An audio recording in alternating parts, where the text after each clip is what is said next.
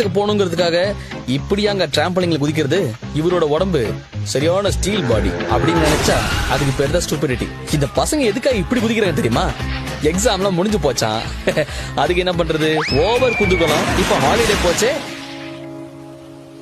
ரேம்ப்ல குதிக்கிறதுக்கு முன்னாடி அதுகிட்ட ஆசீர்வாதம் வாங்குறது முக்கியம் இல்லையா? வாங்கிட்டாரு. அப்பதான் சின்னதா அடியெல்லாம் படாது, பெருசா விழும்.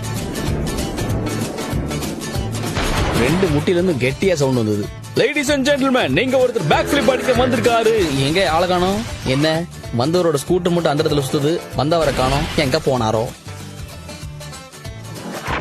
வாவ், பாத்தீங்களா என்ன அழகா ஃபிளிப் அடிச்சாரு. ஆனா ஸ்கூட்டர் தான் ட்விட்டர்ல போட்டு கலாய்க்கிற அளவுக்கு பாட்டா போச்சு. சயின்ஸ்ல இவர் வாங்கின மார்க்க காத்துல வட்டம் போட்டு காட்டுறாரு. அவ்வளவு பெருந்தன்மை. ஆட நீ வெளியே வாப்பா, என்ன நடந்ததுன்னு விவரமா சொல்லணும்ல. இவர் பண்ண தப்பு என்ன தெரியுமா?